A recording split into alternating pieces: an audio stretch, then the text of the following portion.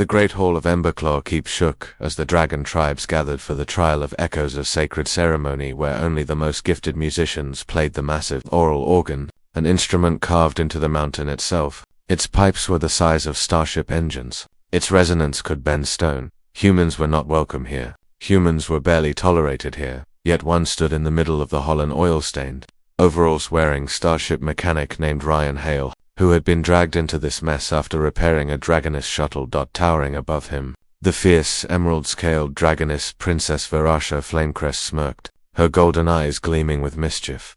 If you can even make a sound from that organ, human, I'll marry you myself. The hall exploded with laughter. A human play their sacred organ? Impossible, insulting, hilarious. Ryan scratched his head. Marriage?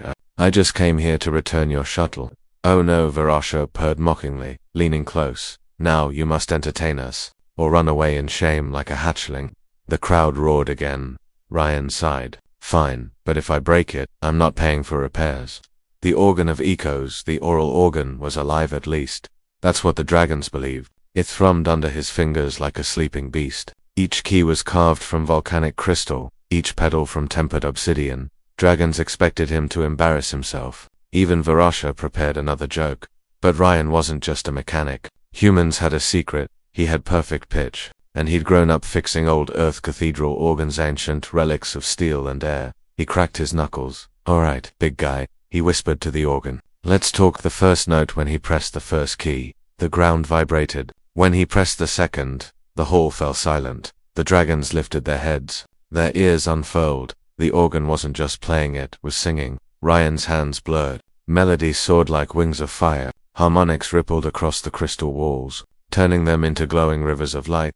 Dragons stared, stunned, their mighty chests heaving as the music wrapped around them, bold, daring, defiant. That it was a human song, but it felt like dragonfire. Verasha's jaw fell open. This is impossible. Ryan stepped on the lower pedal, and the organ unleashed a thunderous chord that shot up the mountain spine, shaking snow from its peaks. Dragons bowed their heads. Some trembled, some cried. Every scale shimmered in the resonance.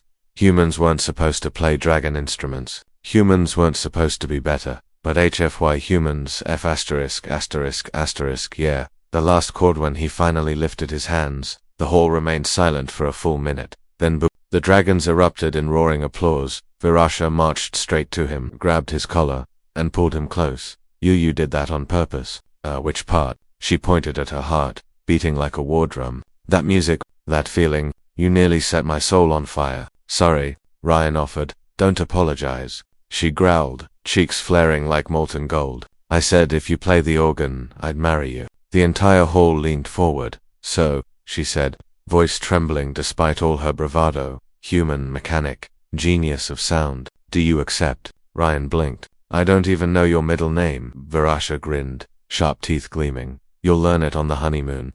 The dragons roared with laughter. Ryan groaned. HF